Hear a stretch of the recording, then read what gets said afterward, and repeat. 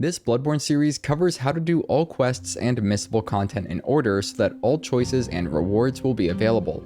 For best results, follow this series from the start of part 1. There will be spoilers in the form of important information, and as usual, useful timestamps can be found in the video description. At the end of part 6, we just activated the first lamp in the Old Hunters DLC. In part 7, we'll be completing the entirety of this DLC and all related NPC questlines. The starting location of the Old Hunters DLC looks very similar to the Cathedral Ward. It's in a different time, however, and is reached by a separate tombstone in Hunter's Dream, located up to the left of the Doll NPC. Beginning at the Hunter's Nightmare lamp, we'll move out the front of this building and up to the right. We'll grab the old Hunter gloves, then continue on our way towards the old Grand Cathedral.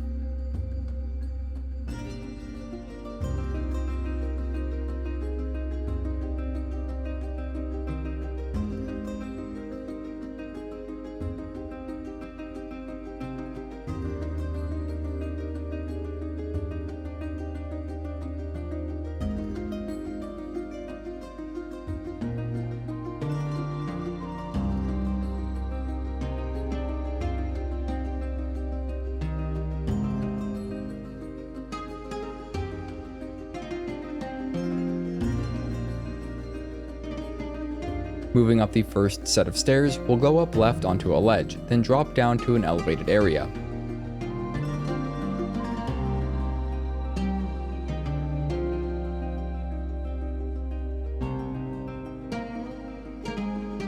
Defeating all the beasts up here will cause the first of 3 red-eyed hunters to appear and attack us. These red-eyed hunters are difficult, and each one will drop a vermin when defeated. We need a total of 5 vermin to complete Valtr's questline, and we can get all 5 of those offline within the DLC.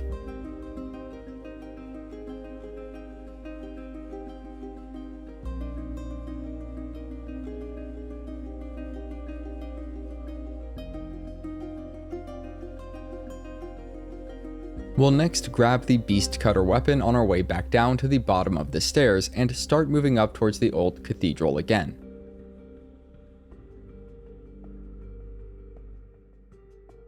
Moving off to the right this time, we can grab the Old Hunter trousers and open a shortcut back to the Hunter's Nightmare lamp. The Old Hunter cap is on the other side of the gate.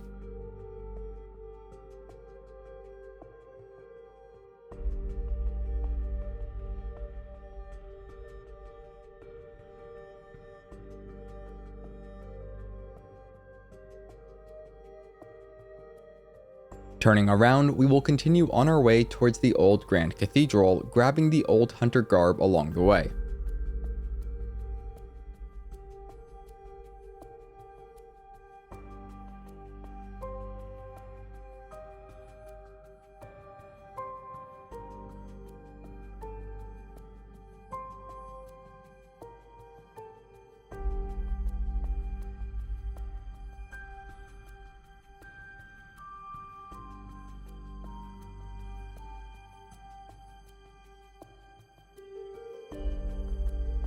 At the back of the old Grand Cathedral is the Eye Pendant. We'll grab it, then leave this location, and we'll only be returning here near the very end of the DLC.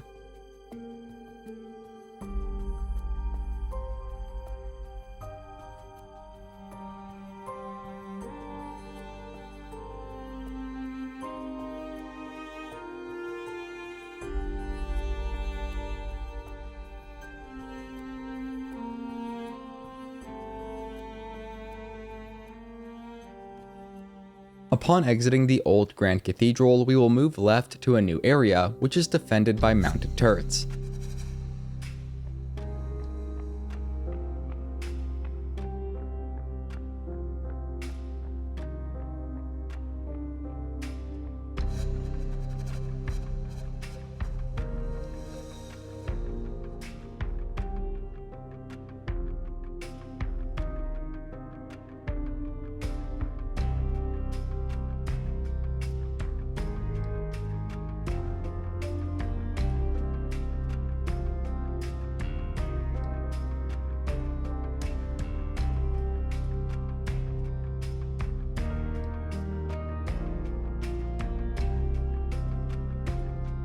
Before going down to the Blood River, we will instead go through a small building to the left. The boom hammer is found on the bottom floor, and after grabbing it, we can go out the left exit and up to a secluded area to face off with a hostile Beasthunter. Defeating him will get us the Firing Hammer badge.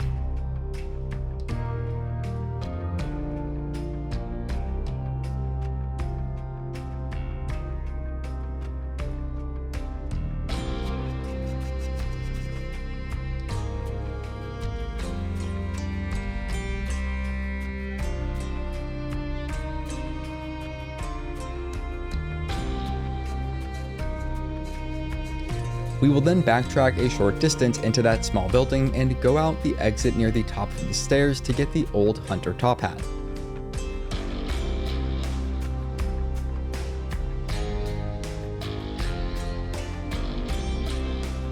Dropping down to the stream of blood, we will then go to the right to find a cave system. The hostile hunter Jura's disciple is located here and drops the Gatling gun when defeated.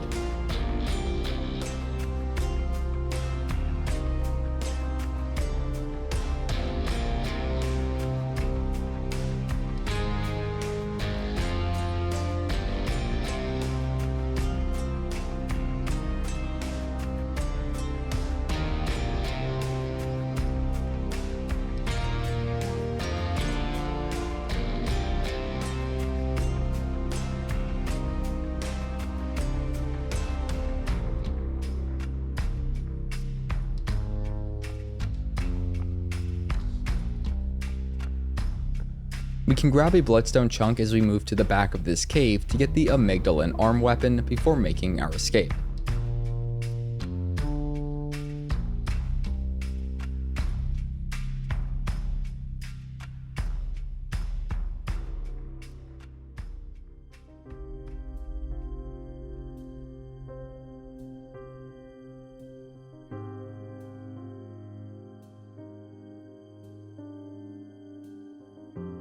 Once we are back outside, we can keep following the stream of blood, stopping short of the bridge. Ascending the staircase, we will then move across that bridge.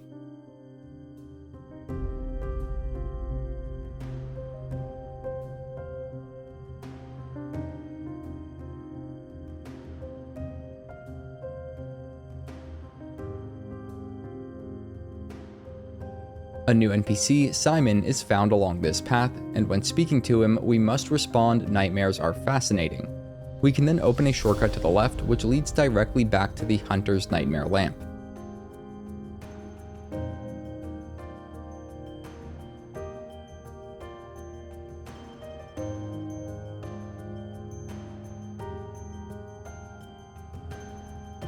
Moving back out through the shortcut, we'll run up along the ridge to the right of the bloodstream to grab the Constable's gloves.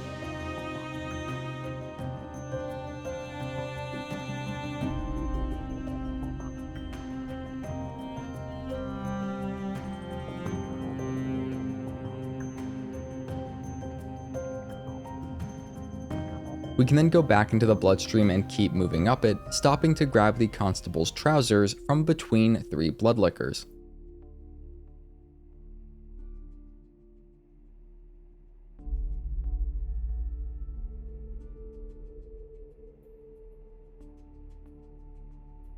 We will eventually reach a ladder to climb up, and the first time we climb up it, we'll want to drop down to an area on our left.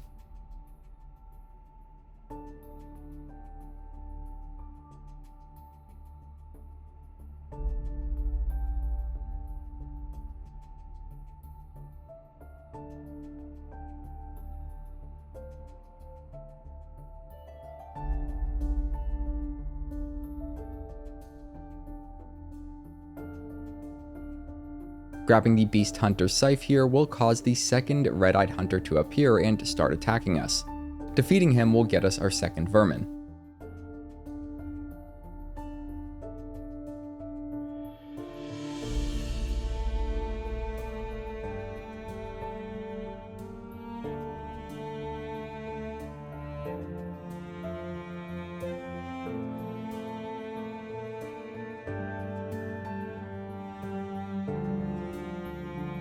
We can then go climb up the same ladder for a second time.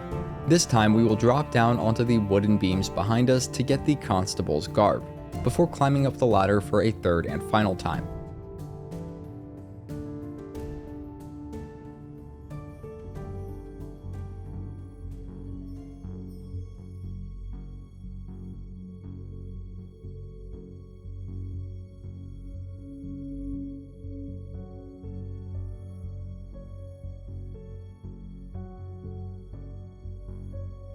From there, we will go forward and drop down to a new area of the bloodstream, which is now more like a river.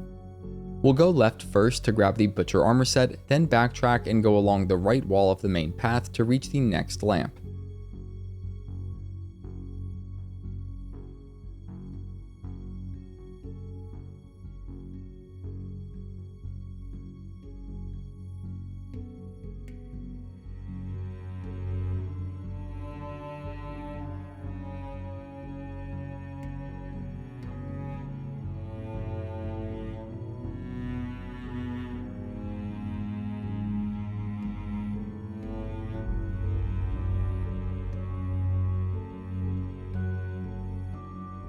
Starting at the Nightmare Church lamp, we will head down the nearby stairs, defeat a scurrying beast for some bloodstone chunks, and go loot a nearby corpse to get the third and final red-eyed hunter to appear and attack us. Defeating him will get us our third vermin. The final two vermin can all be obtained from summoning NPC allies in specific boss fights and having them survive to the end of those fights.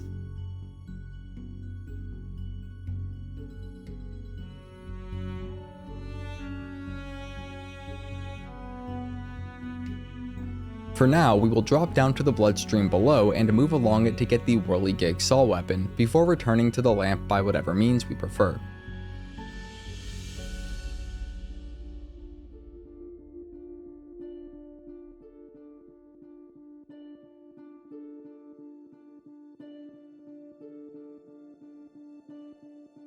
The next boss fight is one in which we can get a vermin if we summon the appropriate ally and then keep them alive through to the end of the fight. To do that, we will first need to make sure the Impurity Oath Memory rune is equipped. We can then move out the front entrance of the Nightmare Church and continue up along to the right. There should be a summoning sign for Master Valtr a bit hidden off to the right of the boss chamber entrance. If he falls during the fight, we can either let a game over happen, or quit out to the menu, load back in, and summon Valtr once more for another attempt. Again, Valtr needs to survive this fight in order for us to get our fourth vermin.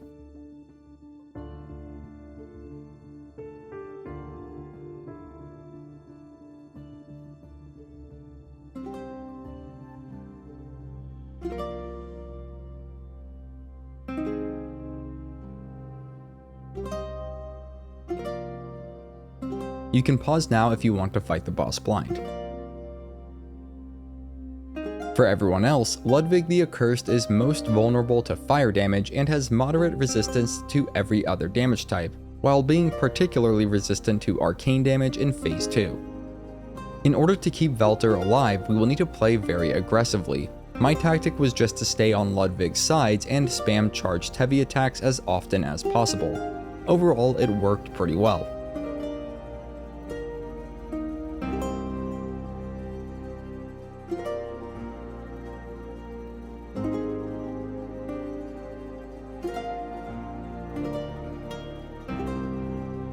When Ludwig jumps out of the arena, look for the drops of blood to gauge where he will land and dodge away from there.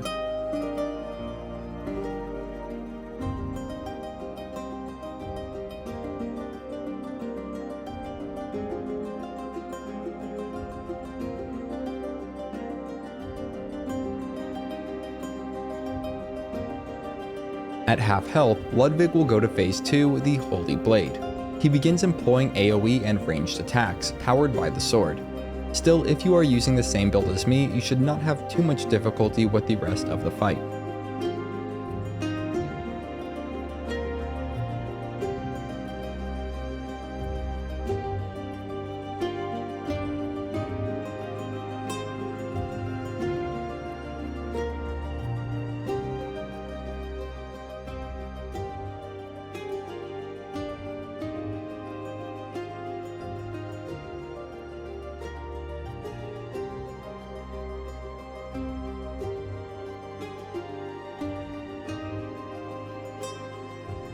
Defeating Ludwig will get us the Guidance Rune, and if Valtr survives the fight, our 4th Vermin.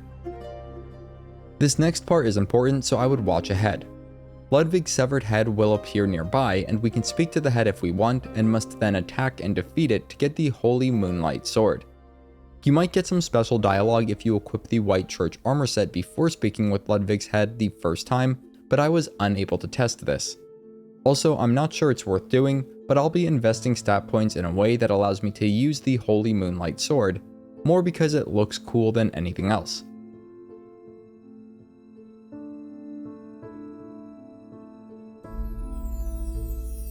If we activate the underground corpse pile lamp and reload the game, we can speak with Simon nearby for some additional dialogue. We will next make our way towards the research hall, grabbing the Fist of Gratia along the way.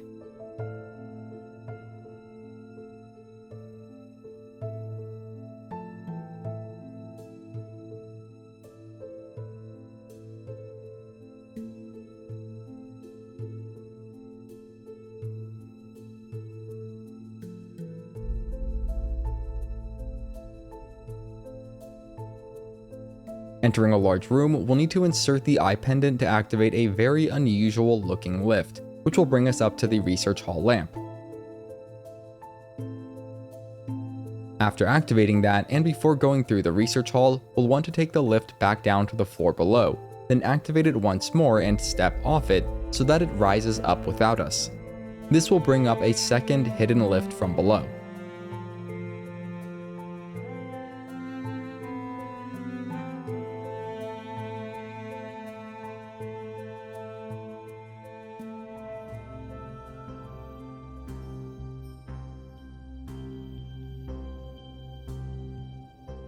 We can then pull the lever near the lift and ride down on this second hidden lift. Following those steps will get us Laurence's skull and the church cannon weapon. We can then use a bolt hunter's mark to return to the research hall lamp.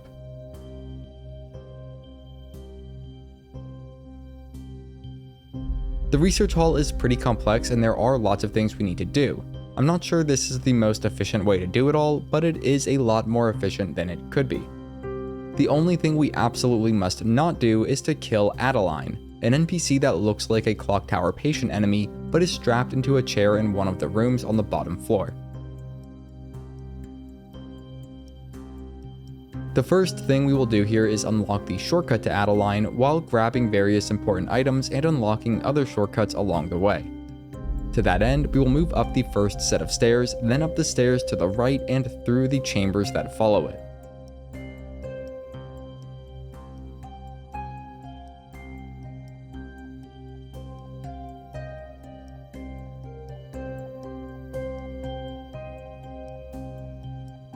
After climbing a ladder, we'll open a one-way door that leads back out to the main area.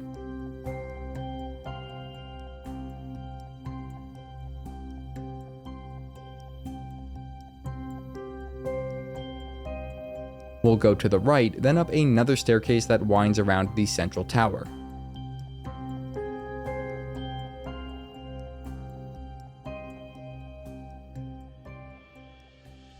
Going down the stairs to the right and through a door, we will find and activate a shortcut lift to the room below, but we'll step off it at a secret stop about halfway down.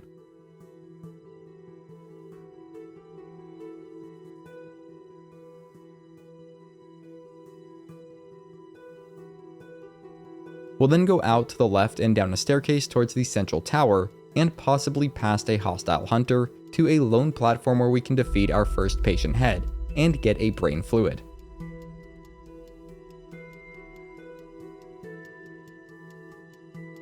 Backtracking to the lift, we can then drop down into it and leave out through the door before it starts heading back up.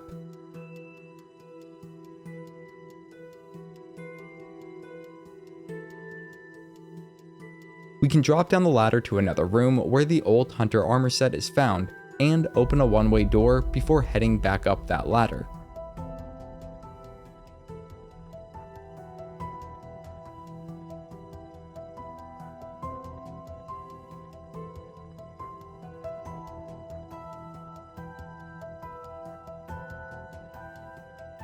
Be careful going forward here, as we will soon be entering the room with Adeline.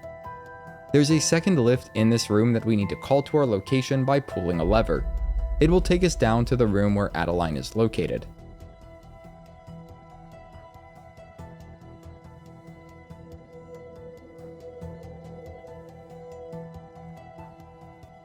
Once again, we do not want to attack her. Instead, we want to speak with Adeline and give brain fluid. We'll need to give her a total of 3 as part of her questline, but only the first 2 are obtained within other areas of the research hall. We can open the nearby door as a shortcut back to the research hall lamp. We'll then go back up the 2 lifts that we just used to get down here.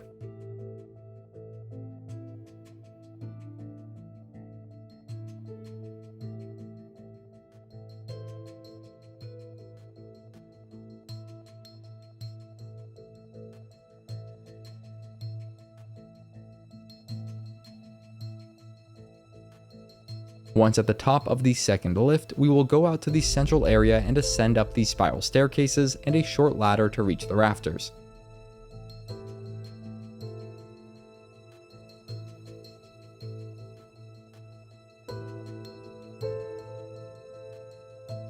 Carefully moving along the support beams, we can reach a lever on the central tower and interact with it. This will cause it to rise and rearrange the staircase layout on the levels below.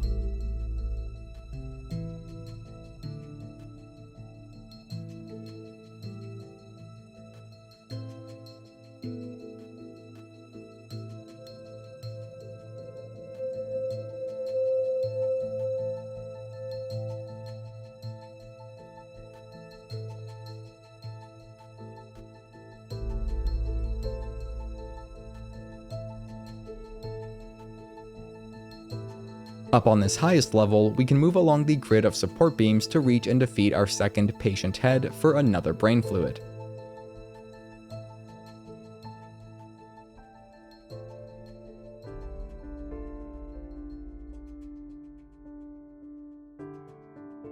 Moving back across the central tower, we can follow a carrion crow to the floor below and defeat it for the guidance rune.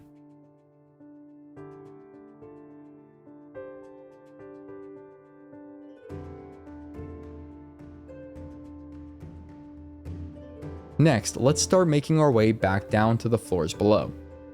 You might want to take this section slow, as there are a lot of annoying patients that can get in the way and easily result in a game over. Going down the first 2 sets of stairs will bring us to a previously inaccessible floor. There's an isolated room to the right that we can enter to get the entangled head armor. Just watch out for the enemies in here, as they do cause frenzy buildup.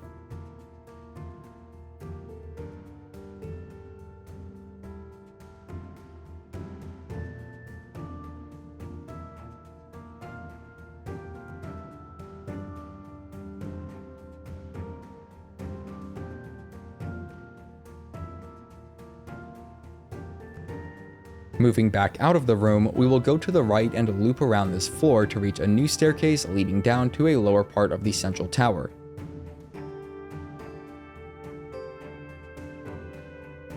We can then leap from there to reach the floor below and drop from there onto a staircase leading further down the central tower. We will then go up a short staircase from the central tower to reach a new area with the underground cell key.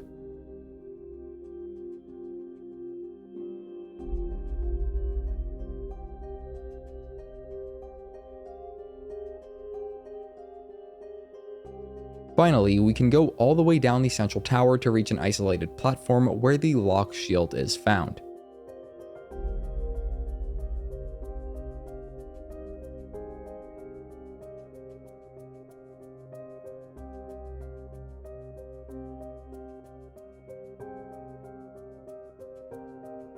To get some extra dialogue with Simon, we can go to Hunter's Dream and then return to the research hall lamp.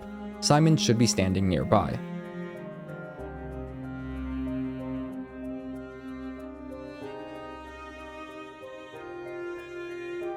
We then need to go give Adeline the second brain fluid. We may need to go through a few cycles of speaking with her and reloading the game world before she finally asks for it. Once she does, we can give it to her to get the balcony key.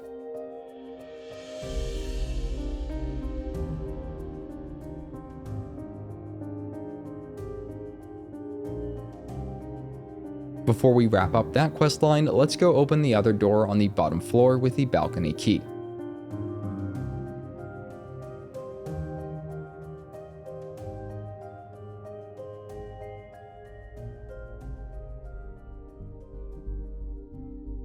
Moving out this way will bring us to the DLC version of the Lumen Flower Gardens, where we can grab the Blacksky Eye.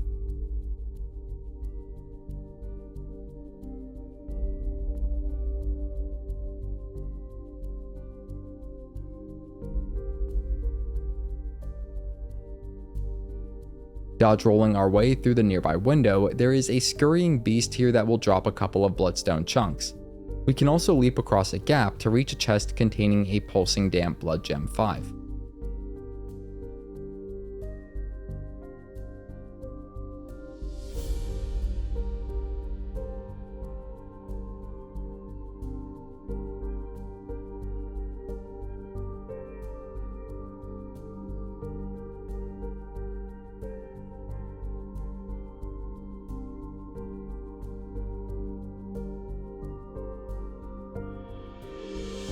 Alright, that might have been enough side activities to trigger the next step in Adeline's questline. If not, just keep alternating between speaking with her and reloading the game until she moves near the door into this room.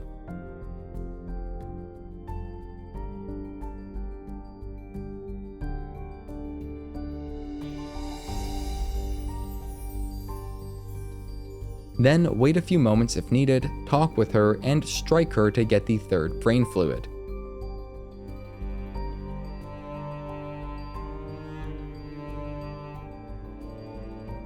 She should regenerate within a few seconds, and we can then speak with her and give her the final brain fluid to get the Milkweed Oath memory rune, finishing her questline.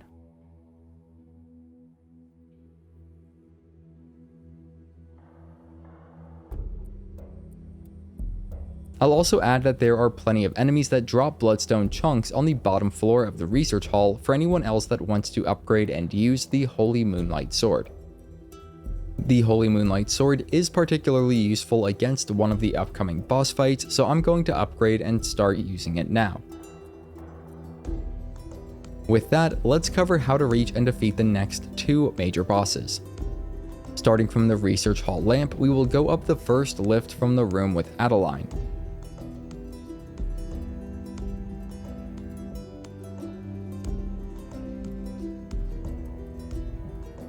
We will then move out to the central area and go up a couple sets of stairs to reach a large pair of doors.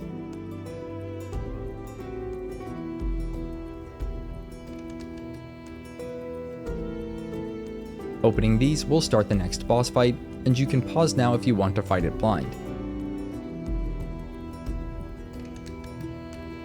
For everyone else, let's talk strategy for the Living Failures.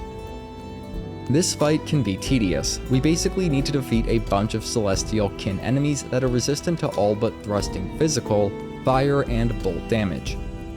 Because of that, I found charged heavy attacks with the standard Ludwig blade to be the best method of dealing damage with my current setup.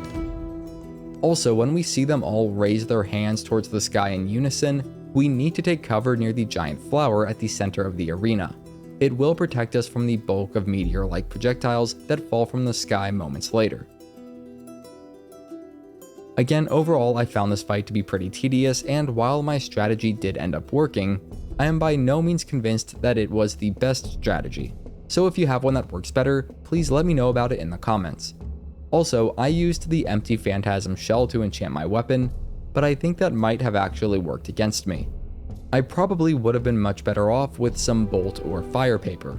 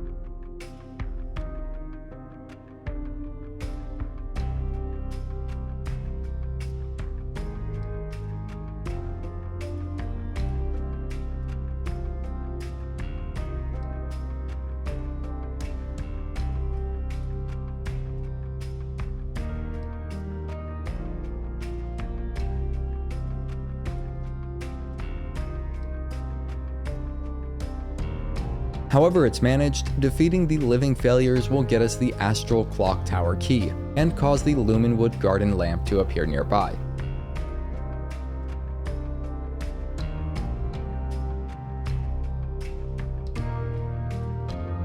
We'll make use of that key by opening the doors near the Lumenwood Garden lamp and inspect the corpse sitting in the chair. You can pause until after doing that to avoid spoilers.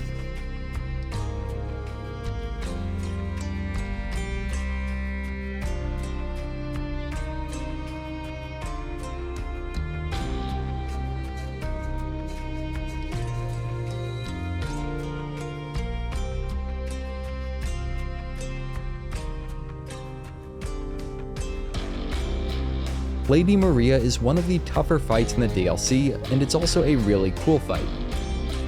She is one of the few bosses with relatively low resistance to arcane damage, meaning the Holy Moonlight sword works pretty well. The special attack on it, which is done with L2 and consumes a silver bullet, is particularly effective. It does really good damage and actually throws Maria back if timed right. It can easily get us through the first phase of the fight.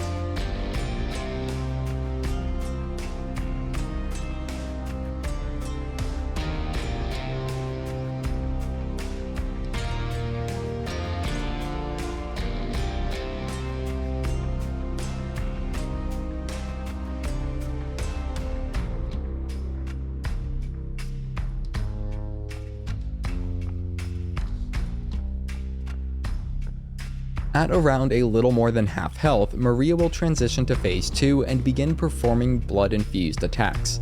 These are similar to her standard moves, but the blood serves as both a massive range extender and as a second tick of damage.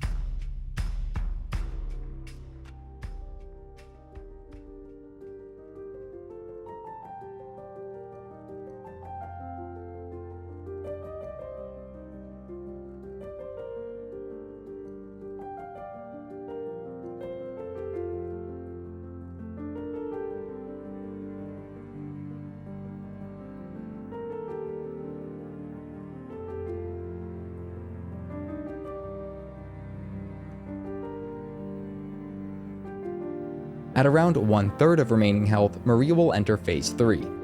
Her blood-infused attacks will now finish with a third fiery wave of damage. She also employs some new moves and becomes a lot more aggressive. The weapon art attack on the Moonlight sword is still very useful, but we need to become a lot more judicious in when and how we use it if we want to achieve victory.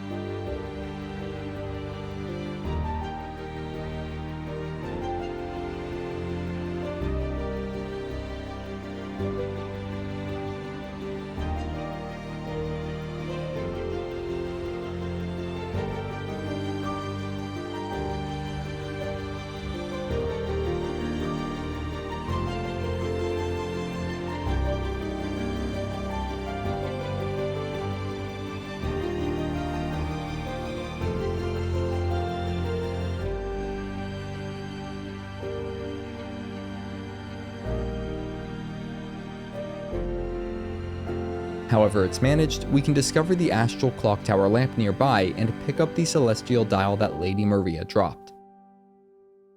Also, we want to be sure that we have the Milkweed Oath memory rune equipped before moving on, as it is required for a special interaction and item. So with that equipped, we can move forward from the Astral Clocktower lamp and hold up the celestial dial to open the path into the fishing hamlet.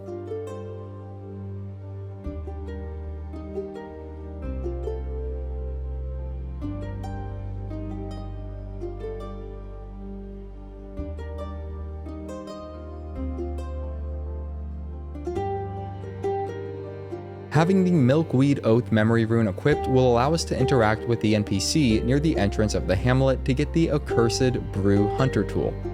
We can then move a short distance to reach the next lamp.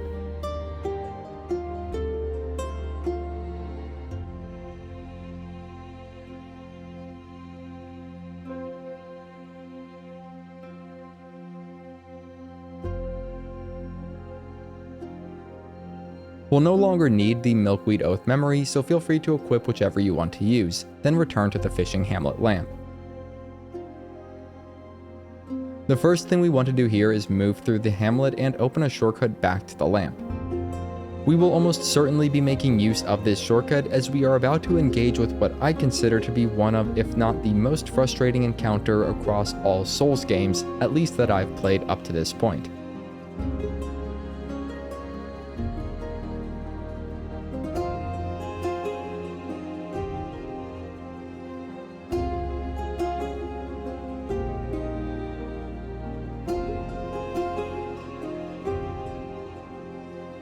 After knocking the shortcut ladder down, we can go into the building to our left to grab the Harrowed armor set, as well as some other useful items while going down the nearby stairs.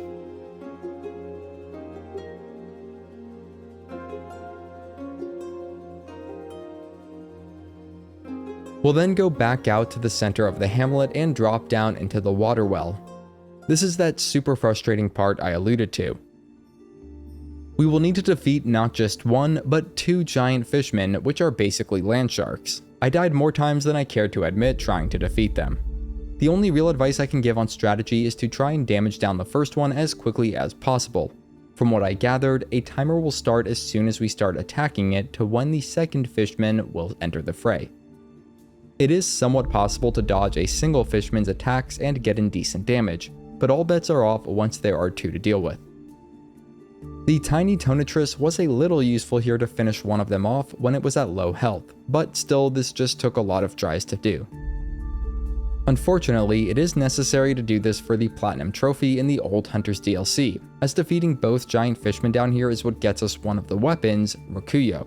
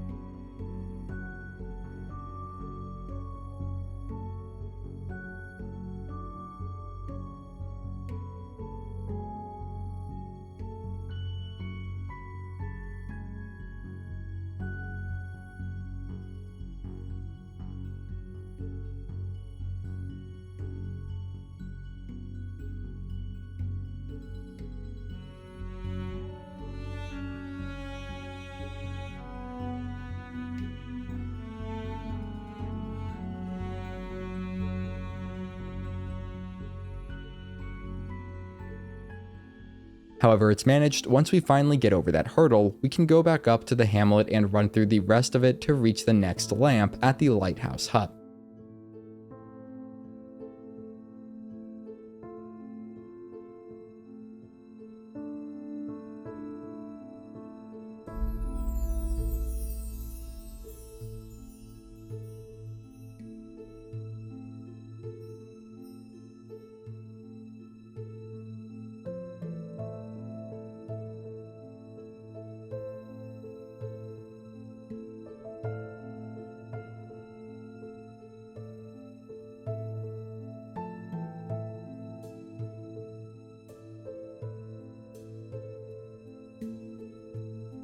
Simon should be on the ground nearby. If not, try reloading the game to see if he appears. Speaking with him will get us the underground cell inner chamber key and Simon's Bowblade. To tie up some loose ends, we can go to the underground corpse pile lamp and head down to the cells area.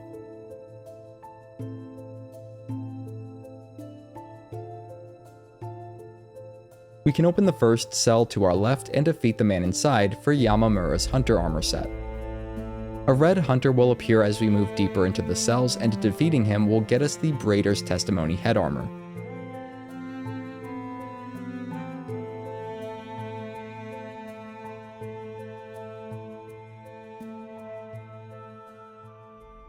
Moving to the bottommost cell, we can open it with the key we just obtained to face off with the real Braider. This will stop him from summoning more hostile red hunters as we explore the Lighthouse hut area. It will also get us the Bloodletter weapon.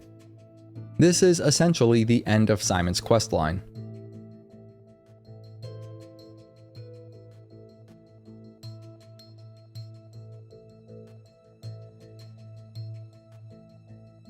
Going back upstairs, we can open a final cell near the back left of the hall and defeat the hostile hunter inside for the church pick weapon. I was able to cheese through a lot of his health by performing charged heavy attacks at him from the other side of the cell door.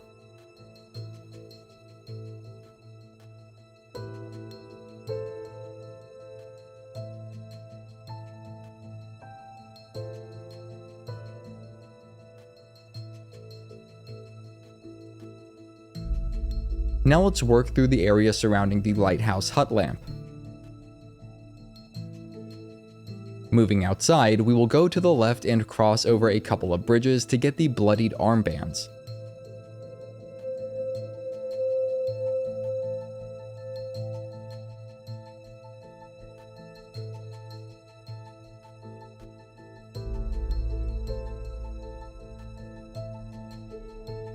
We'll then drop down to the bottom of this area and move beneath the structure we just dropped down from to get the beast hide garb.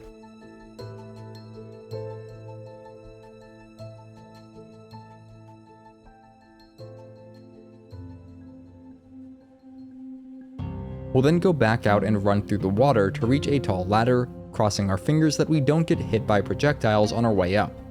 You could also just clear all the surrounding enemies if you want to take the time to do that. Following a scurrying beast through a hole in the ground will bring us a total of 5 bloodstone chunks, but we will then have to brave the tall ladder again.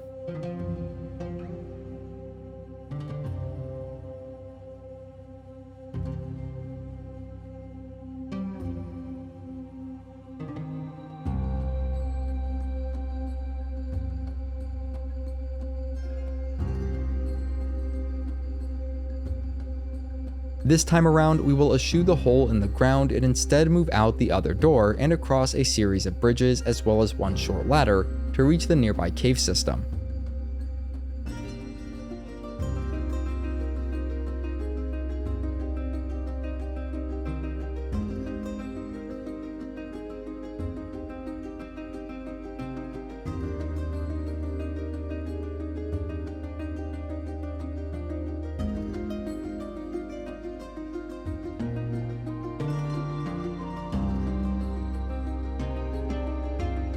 Before exploring the area below, let's break through some debris and move along the left wall to find and open a shortcut back to the Lighthouse hut lantern.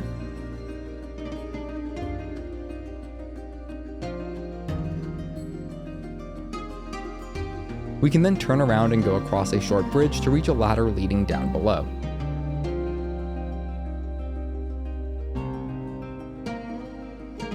There are a few bloodstone chunks that we can collect as we move through the maggot-infested pools to a different chamber.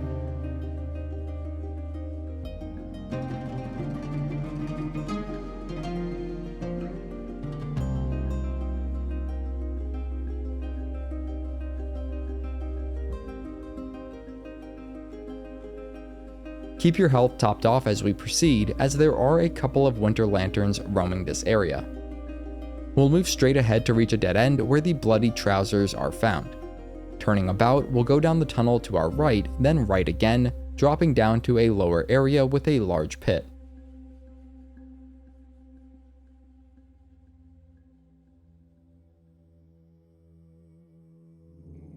There's a lever that we can pull here to call down a lift, and we'll want to take this lift up in order to open a shortcut leading directly back to the Lighthouse hut lamp.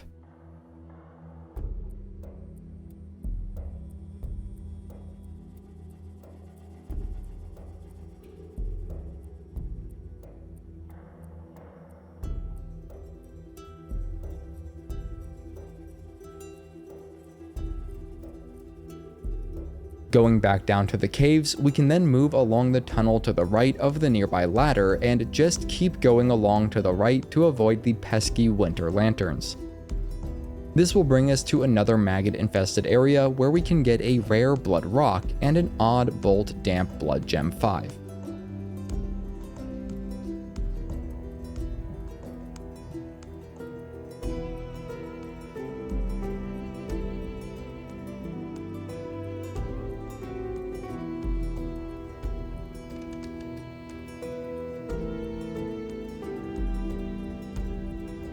It was at this point that I finally upgraded my Holy Moonlight sword to max level. I'll show the weapons that I have, my level, and stat point distribution to give you an idea of what I found to be appropriate for taking on the next boss. This is considered one of the most difficult bosses in the game, or at least I thought it was. To reach it, we will need to ride down the nearby lift, then move through the tunnel to the left of the ladder down there. I sent the lift back up towards the lamp just in case the fight doesn't go my way. It speeds up the runback time.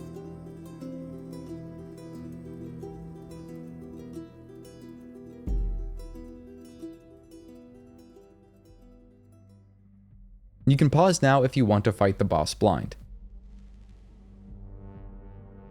For everyone else, the Orphan of Kos is technically the final boss of the DLC. He's fairly resistant to all forms of damage, but especially arcane, fire, and bolt. Because of that, pure physical damage is actually our best bet. I found the L2 attack with two-handed Ludwig's Holy Blade to work pretty well in this first phase. This fight will also become a lot easier after learning the Orphan's various attack patterns. When Kos swings his weapon around like a ball and chain, that is usually a good opportunity for us to dodge into the attack and then behind him for a couple of hits.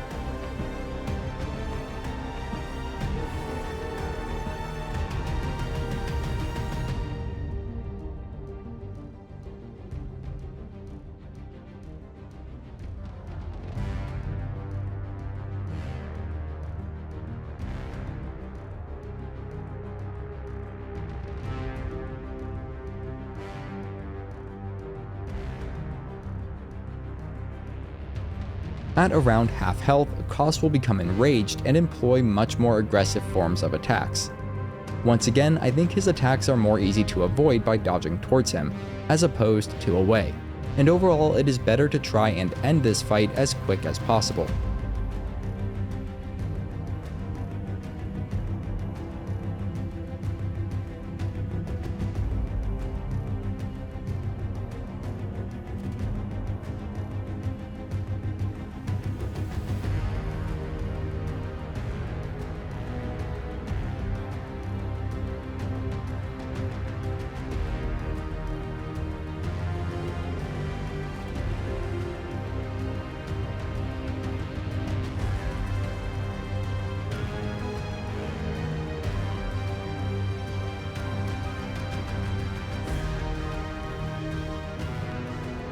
I managed to finish him off just as he was doing a really annoying AoE lightning attack, so I don't have a ton of notes on how best to deal with it.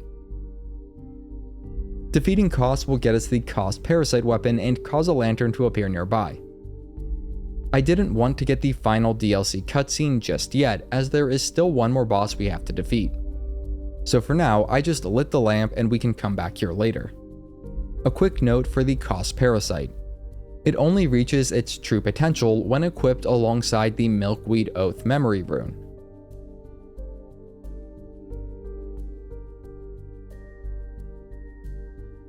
Now, in order to get the final Vermin we need for Valtr's questline, we will need to equip the Impurity Oath Memory Rune before defeating the final boss in the Old Hunter's DLC. We can then go to the Hunter's Nightmare Lamp and make our way to the Nightmare version of the Grand Cathedral.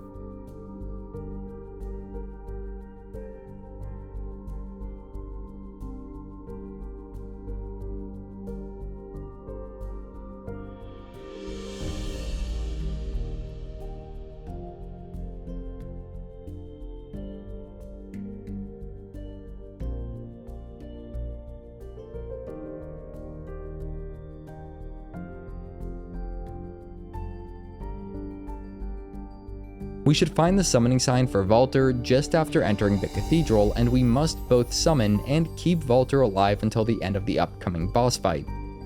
If he falls during the fight, which actually happened to me on my first attempt, we must either get a game over ourselves, or quit to the main menu, then summon Valtr and try the fight again. Aside from knowing that crucial detail, you can pause now if you want to fight the boss blind. For everyone else, Laurence the First Vicar is essentially an amped up version of the Cleric Beast with a new second phase. He's most vulnerable to physical damage with a slightly higher resistance to arcane and lightning damage, and is nearly immune to fire damage.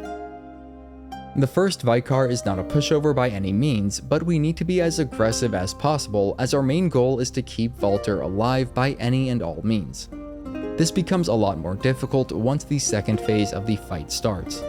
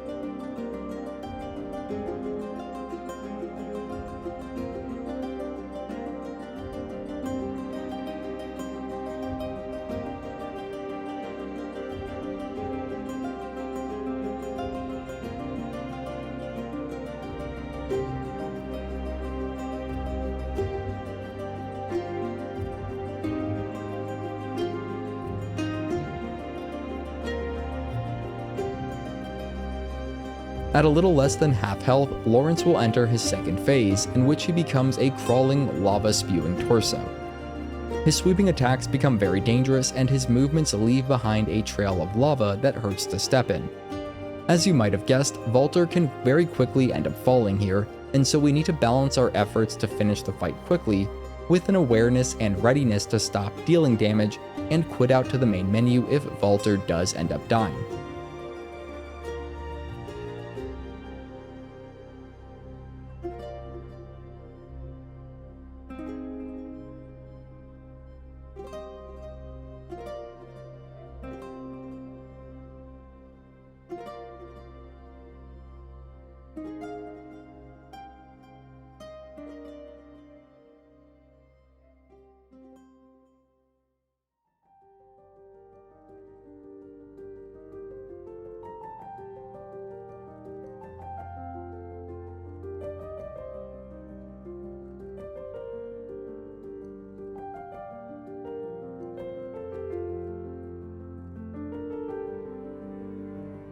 However it's managed, defeating the First Vicar will get us the Beast's Embrace Oath Memory Rune, and if Valtr is still standing by the end, our fifth and final Vermin.